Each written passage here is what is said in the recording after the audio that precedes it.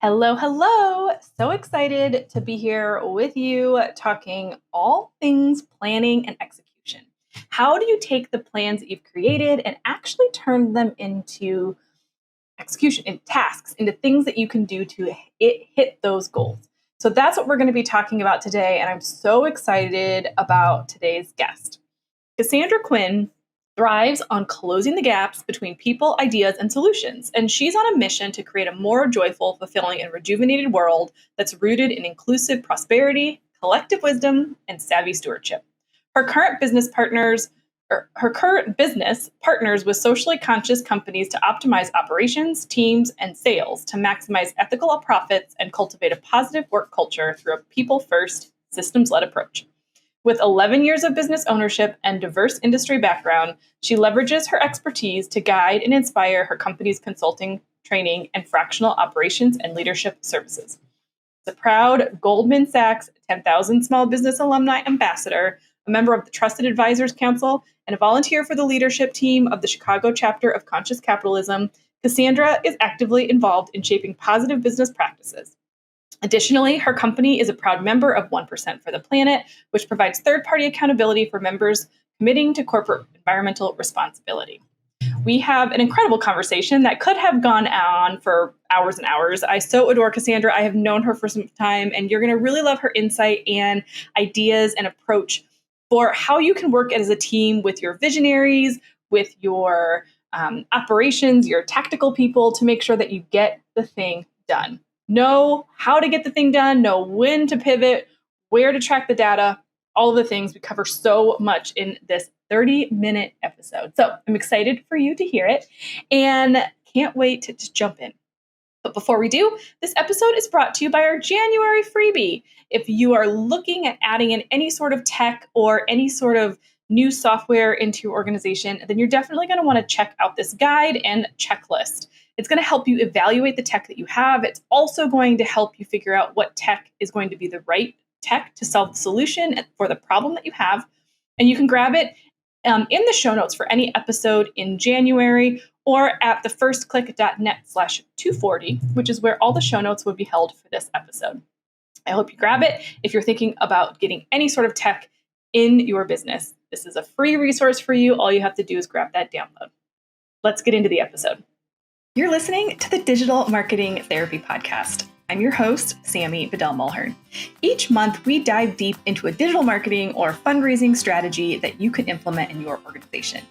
Each week, you'll hear from guest experts, nonprofits, and myself on best practices, tips, and resources to help you raise more money online and reach your organizational goals.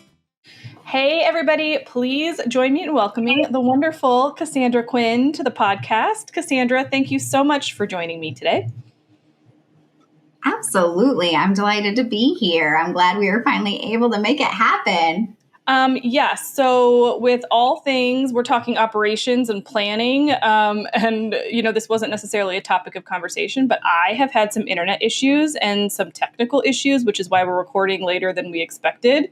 And something that we need to consider when we're dealing with operations, right? Our plan A, plan B, plan C. Yeah, definitely. And of course, as we're planning, things never go exactly as we expect them to. So having those kind of backup options and ability to be flexible is always key. I tell my team, and I have for years, we got to be flexible like gummy worms. I love that. Yep. Flexible like gummy worms. So we're in January. We've hopefully got all of our plans in place. But before we kind of jump into some tactical stuff, I would just love to hear why you love to geek out on taking plans from concepts to execution. Why is that something that excites you? And how did you get into this work? Yeah, so it excites me because I love to be able to help people. I started to define that further, but then I realized just generally people. But I loved especially working with businesses and business owners because of their entrepreneurial spirit and their love for creating, especially. So I love to be able to take something from a seed of an idea to fully actualize. That delights me to know something from the moment that it kind of is an inspiration all the way through execution and really being able to actualize that dream or vision. So that's what excites me and why I got into it. Yeah, I love that. And I think it takes a special person because, I feel like so many of us, I'm this way as well. And I think another person I had on the podcast last year, shared with me the term procrastiplanning. So the planning part is fun, like the dreaming, the coming up with what are we going to do? What's our year going to look like is fun. But the actual movement into execution is where a lot of people get stuck.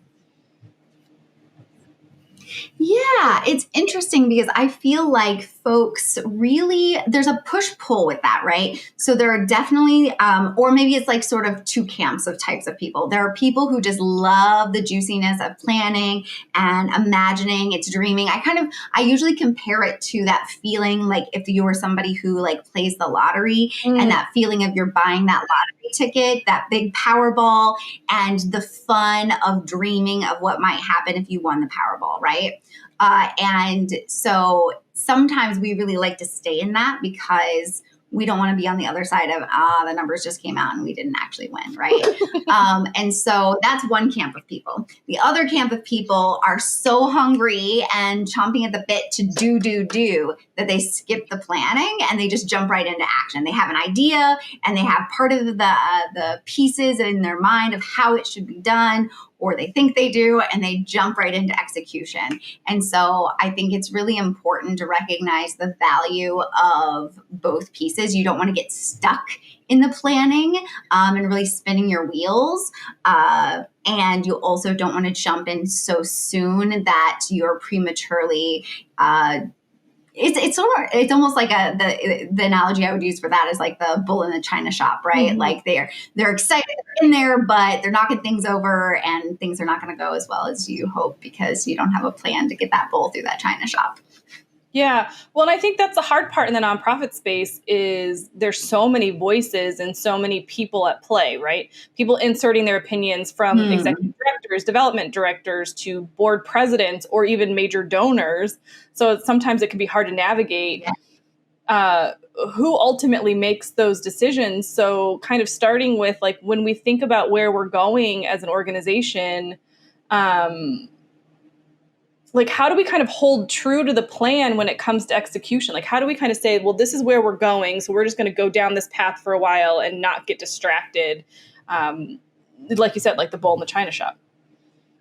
Yeah, a lot of that has to do with having systems and process in place of how you execute plans or how you execute goals. So then it becomes that meta planning for planning, right? And so really knowing how are you breaking things down? What is the process for making decisions? Who's taking ownership of those plans and decisions? Because you're right, especially in nonprofit space, it's very different than when I'm working with my for-profit, like business owner, entrepreneur types, where they may be the only decision maker or they're really the one, the buck stops with them. And so when you're looking at a nonprofit where you're going to have a board, you're going to have an executive director team, sometimes all of that, really getting clear about who owns each part of that plan and at what point is everyone coming together to be working together and collaborating to move the project forward, and when are we trusting that those who have ownership of those pieces of the plan are going to be executing.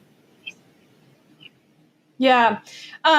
So let's do the reverse then of that with regards to we already have a plan in place. We kind of know who's doing it, but we're overwhelmed in the execution part. So we're kind of stalling because we don't know how to execute.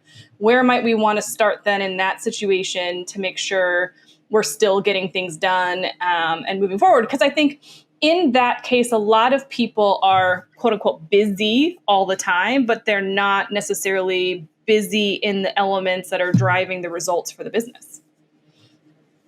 Yeah. So it is a couple of different things. I think that when we are getting overwhelmed in execution, especially if we're getting distracted with things that are not part of the goal or the plan, of really taking a step back and saying, are the things that I'm busy doing serving the organization as a whole? And if the answer is no, then it probably needs to go in some other category besides do.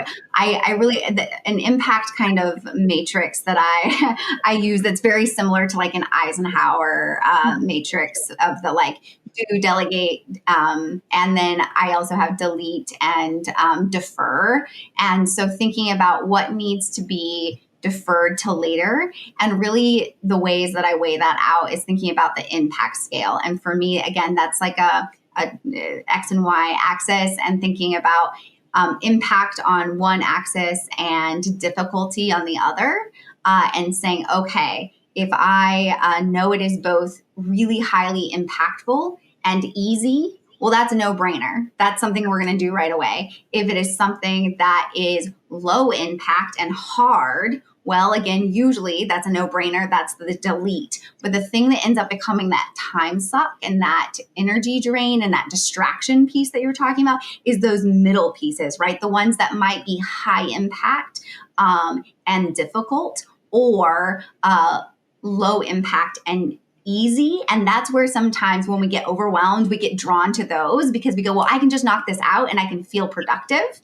And that's not really where our focus should be going. So really asking ourselves, where is it on this? And is it really serving what we need to get done in this moment? I think a lot of times having project timelines and knowing when things fall, because I think that that's another piece that really organizations struggle to do across the board, is break it down into smaller and smaller chunks. You have these really big goals. You may even set some milestones that are along the way, but we don't then take the time to break that down into monthly, weekly, daily action items. And so that's when we get into overwhelm, because we look at this and it isn't actually a single action item. It is an action item with 15 to 30 micro action items. So you go, oh, where do I even start? I don't know how to do this. I didn't think about how much time all of this was going to take. And so that's where I really encourage people to spend more time in the planning portion than they believe they need to, and build in incremental times that you are slowing down the project and checking in, not waiting to the end to do that postmortem or debrief, but being like, is it working? Is it not? Because then you can get calibrated and get back on track. So building those kind of checkpoints in as well. So I don't know, maybe I geeked out and went on too long about that. That's great. I think that's all fantastic. And I have a couple follow-up questions to that. But the one thing, the first thing is like, you can always tell who the operations people are in the meeting and who like kind of more of the creative thinkers or like visionary type people are, because the visionaries will be like, hey, we're going to do this project now. And the operations people will say, okay, well, when do you want this deadline? And when do you want this deadline? And then all of a sudden they're like, wait, no, we just want this to happen, right? Like that's exactly what you said. So like paying attention to who those people are in your organization and like relying on everybody's kind of strengths, right? To kind of pull that together and having to be a little bit flexible with each other to kind of dream, but also execute, I think can be really tricky. So I love that you said that. But also what you ended on, like really having those conversations as you go throughout your project timeline, like when do you know when to give up on something or when to pivot versus like, okay, this might not be hitting what we want right now, but we need to ride this out and see where it goes. Yeah, I think that that's a great question. I think that a couple of pieces, it is determining not just the what of the project pieces or the action items, but the why is really going to help guide those decisions. So figuring, for example, let's say we were planning an event and we're trying to have a particular, and it's a fundraising event, right? And so we may have a fundraising like financial goal, and we might have an attendance goal. And figuring out, what is the purpose of the attendance goal? Is it just to drive the fundraising number? Or why else do we want those people in the room? and how are we going to get them in the room? And I think that that's the other piece, that's the drilling down part of saying, okay, we may have this big number. We might say we want 500 people at this event, but where are all those people coming from? Well, we probably have different channels that we're attracting those people. And so sometimes it's about when you go in to analyze, say, we may have wanted 500 people in the room because we really wanted to have visibility and reach a big audience. But right now we're really struggling to do that, and it's taking a lot of our bandwidth. So maybe we need to cut that back. And how do we need to recalibrate how that affects all of the other pieces? The other piece of that too, I would say, is looking at where do you kill a small action item versus the whole goal. Right? I think that that's where it can get a little delineated, is if I go, okay, I want 500 people there, I'm going to say 100 of them are going to come from new audience, like people we're trying to attract and invite to our organization for the first time. And then we come up with a plan on how we're doing that. And that's not working out. Well, there's something there that needs to be fixed, but that doesn't mean the whole plan to get 500 people is not working. It's just that one particular piece, right? Ticket sales may be going really well to our warm audience or our social media. It's just this particular part that might need to be modified, or we let it go and say, okay, we're going to abandon that, put a pin in it, come back, evaluate why that didn't work, and try again next time. That's so good. So how, because I think nonprofits are notoriously famous for making decisions based off of their own opinions, gut feelings, a single conversation they have with the larger donor, as opposed to the data points like what you're saying. And I love how you attach those specific metrics to deliverables as opposed to emotions and opinions. So, are you a fan of like just a Google sheet? Like, where do you track this stuff? Because I think people get lost in the sauce there. So they just don't do it. Yeah. I think that the simple answer is track it in whatever method is going to be the easiest and most organized for you, because tracking it in any way is better than not having it at all. So rather than me being like, I love this tool, or I think this tool is fantastic. Yeah. I think that the most important thing is to have the data, because it just blows my mind how often, like you said, people are making decisions that are not based in fact, they're based in feeling. And sometimes we don't even realize it. Sometimes even those of us who are very data-driven decision makers, we think we have a handle. I have a rough idea of how many, and then you start crunching the numbers, or you start crunching whatever the data is, and you go, oh, my gut about what the data was wrong, right? So gut estimating sometimes is not a good tool either. So yes, if a Google spreadsheet or an Excel spreadsheet is what is going to be the easiest and most how do I say, like the least resistance to being able to get it done, then track it. I personally don't like to do manual data tracking. I prefer to find tools that are going to be able to do some of that tracking and like number crunching and reporting for me, and then being able to pull those together and look at them. But you don't have to do it that way. It can be really low tech. I would say there was one other piece that came up for me thinking about tracking data. If it was important, it'll come back to me. And it always happens to me. I always have too many thoughts in my head versus what I can get out right away. So I'm with you there. But I think too, like if you're worried, like I think some people don't track data because they think it's like too overwhelming. Like we'll have people on the podcast talking about like website analytics and all this, that, and the other. And I can just hear a lot of my listeners being like, we don't have the sophistication to be able to do that. If you're feeling that way, like even hiring or reaching out to like a older Gen Zer or a younger millennial to kind of come in and help you develop some of that tech can be a great opportunity for a volunteer opportunity for someone.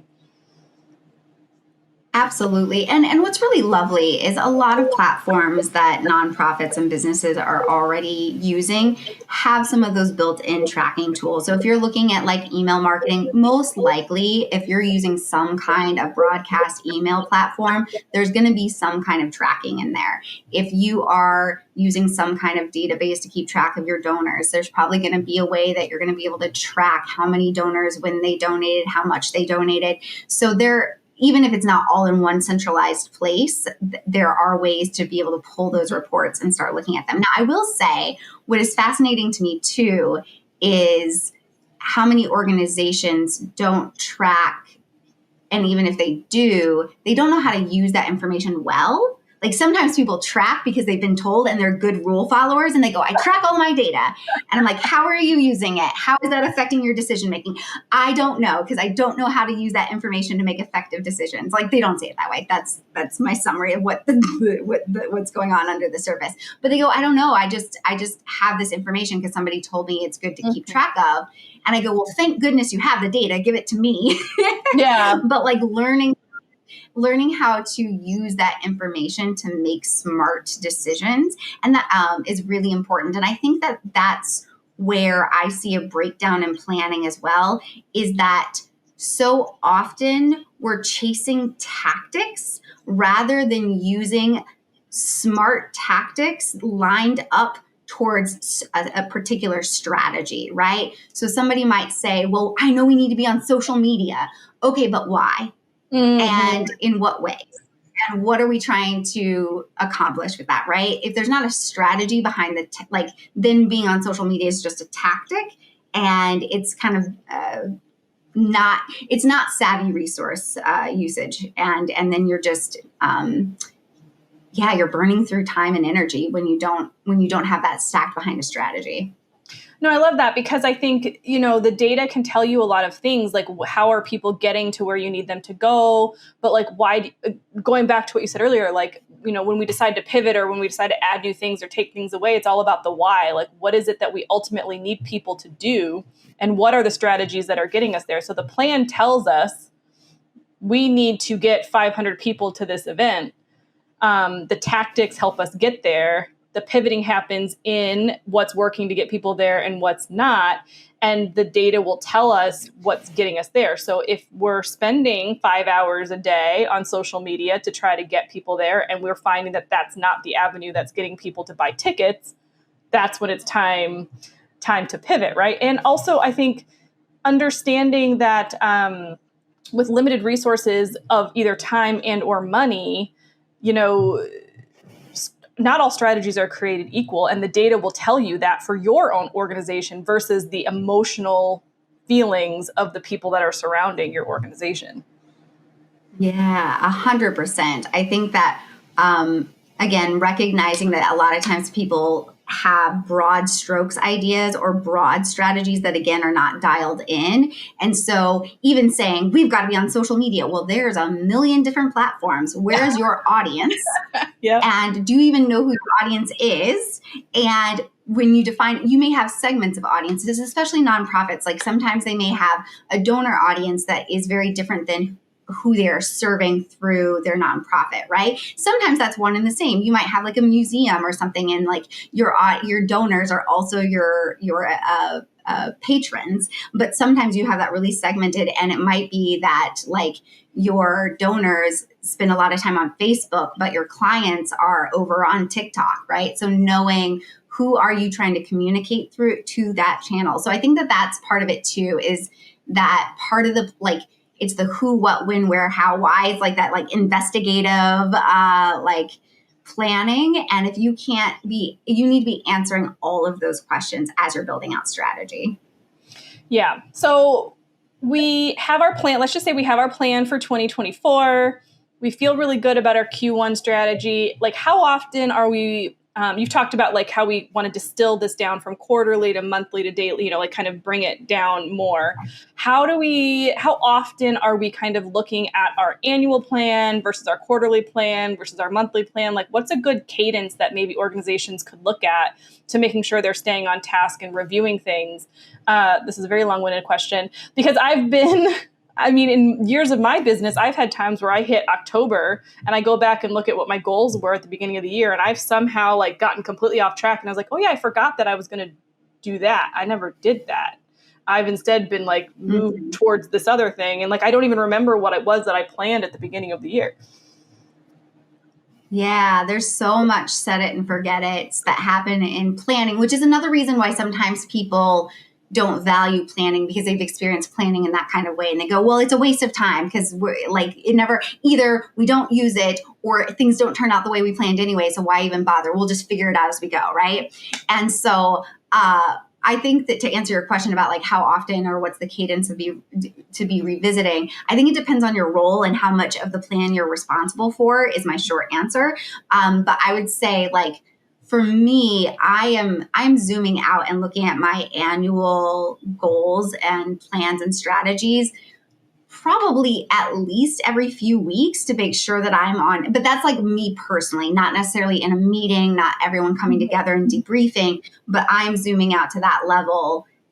No less than once a month, but I'm probably in mine like every week or two because I want to make sure that everything is fitting together. Because that's the piece for me is I always want to make sure that I'm calibrating my day-to-day and week-to-week actions to the long-term goals, not just this short-term action item that I'm trying to get done. So I have to be reminding myself, oh yeah, that's what I'm working on. So I think from a team cadence or a group cadence, I think that being able to look over your like monthly goals every week and say, where are we? And probably maybe looking at your monthly and quarterly in that kind of way, at least in a big snapshot. And then a monthly, you're looking at that quarter and at least the next quarter in detail and making sure you're taking time to zoom out at least briefly to the year. And then at your quarterly meetings, you're looking at the whole year in depth is the cadence that I would say. So I would say you should be having weekly, monthly, and quarterly meetings that are focused on different things, and you're touching on all of it, but each of those meetings is focused on a different segment.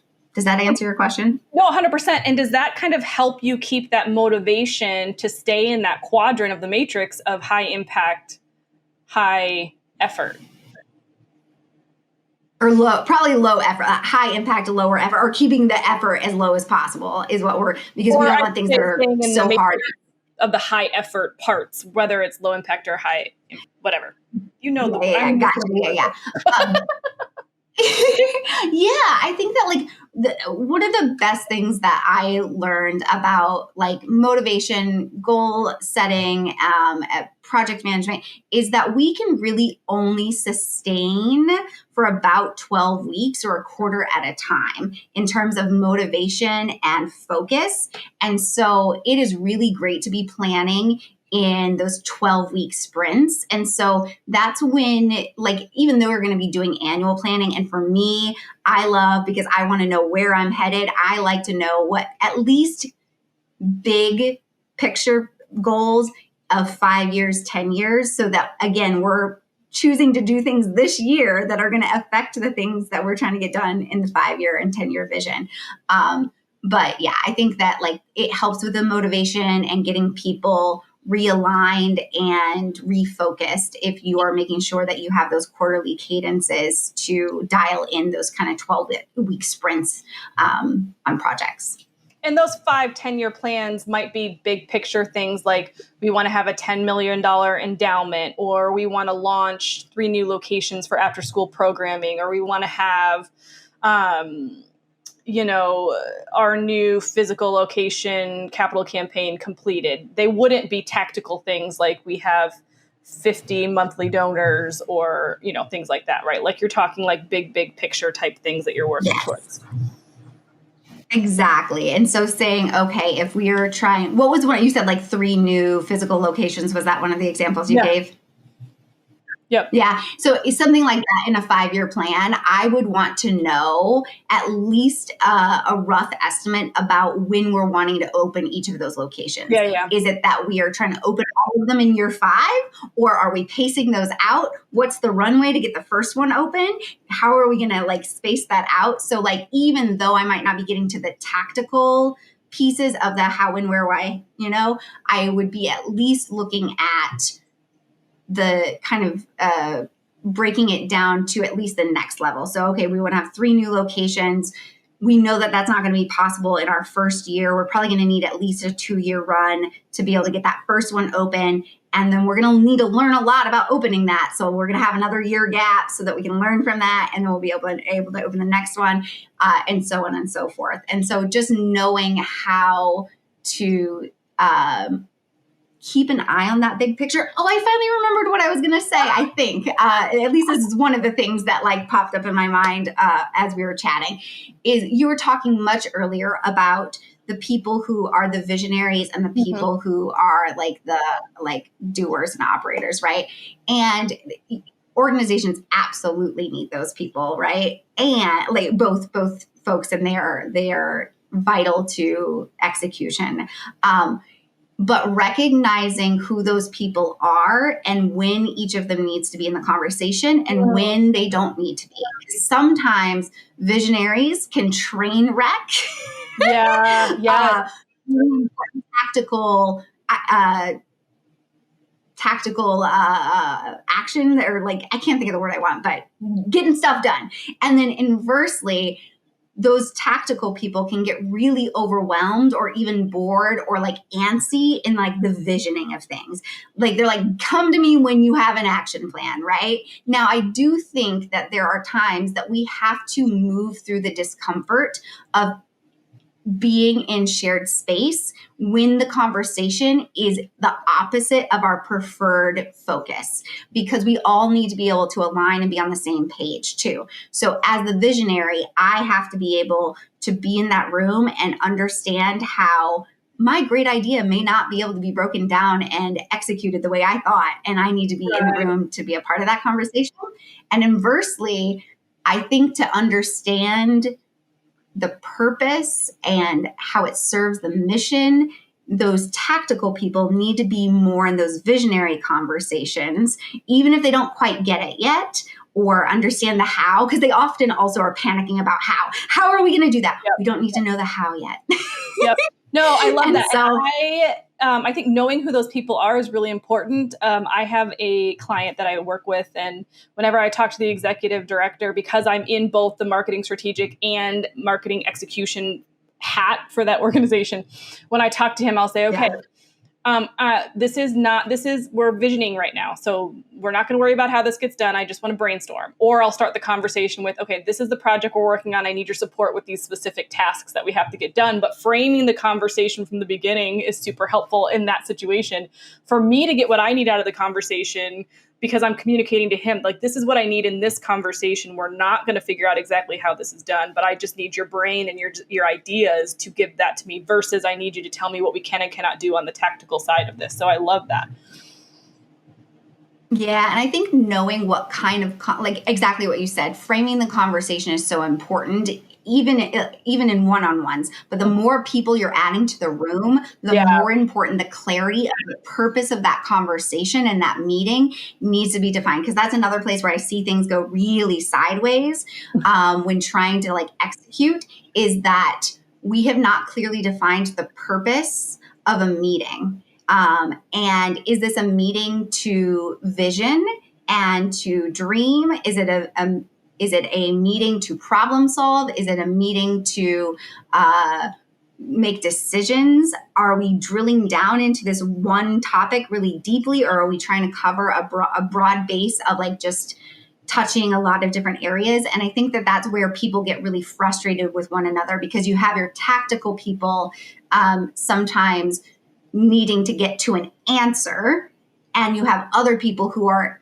there thinking that the meeting is about brainstorming. And so they stay in brainstorming too long, and because they hadn't gotten clear about, is this a brainstorming or a decision meeting? Or even if a meeting has both, is this particular part of the conversation brainstorming or decision? Does that make sense? If everybody listening to this right now is not nodding their head that they've been in those meetings, then I feel like everybody has to have been in those meetings where there's frustration, because everybody's not coming with the same idea or goal in mind. And that's what makes meetings so frustrating. So I'm really glad that you brought that point up. Cassandra, you have given so many good reminders. I think a lot of times we need to hear things when we need to hear them. And a lot of the stuff you shared is inspiring me to go back and actually finish my 2024 plan, because I'm not quite bull in a China shop mode yet, but I haven't fully fleshed out my plan. So you've inspired me to like really drill down and get them finished this week. But if there was kind of any last words of wisdom that you would like to share with nonprofit leaders and development directors about how they can kind of remove some frustration with executing on their plan, what might you want to share with them? Yeah, I would say being able to drill down to the specificity you need in your plan will actually help you move faster when you go into execution mode. But recognizing that like you want to get to a level of specificity that you can take that action without a level of specificity that becomes rigid. And I think that that's what makes people afraid about planning too, is that it goes right back to what I was saying at the beginning, where you have to stay flexible like a gummy worm. You're going to make a plan and then you're still going to have to flex it, right? Yep. And so recognizing that it takes both to really execute and succeed in a high level. And I would also say like, recognizing we don't like, I think it's James Clear who wrote Atomic Habits. Mm-hmm. And the quote is, you do not rise to the level of your goals, you fall to the level of your systems. And so remembering that if you do not have systems and process in place in order to achieve those goals, you are going to struggle to get there. And most importantly, our brains are always going to default to aligning with our identity. So starting from your planning, from your place of identity, who are you and why are you doing what you're doing and what are your values? That's where I always start every year with teams, is starting from identity. Because if you are making choices or decisions that are out of alignment with your identity, you are always going to default to get back into alignment with your identity as an individual and as an organization. And so making sure that those things are in alignment so that they can work to support each other rather than be in cognitive dissonance. That is so good. And I think a perfect spot to wrap up this episode. Cassandra, thank you so much for being here. We could talk about, we do, whenever we get on calls, we always end up talking forever about this stuff because we love it so much. But if people want to connect with you, learn more about the work that you do in supporting nonprofits and some of your resources, how do they do that? Yeah, absolutely. So it's really easy to learn more about what I do and who I am and how I support people by going to my website. And that's my name. So it's just CassandraQuinn.com. And then I'm also really easy to find on Facebook and LinkedIn. Those are the socials that I most play on. So feel free to connect with me there because I'm often updating and sharing resources and ideas and what I'm up to on those platforms as well. I love that. And this episode the show notes for this episode and all of her links can be found at thefirstclick.net/240. Cassandra, thank you so much for being here and your patience with all of my technical issues. Yeah, my pleasure. Thank you so much for having me. It was fun. So like I said, I totally could have talked to Cassandra for hours. She's amazing.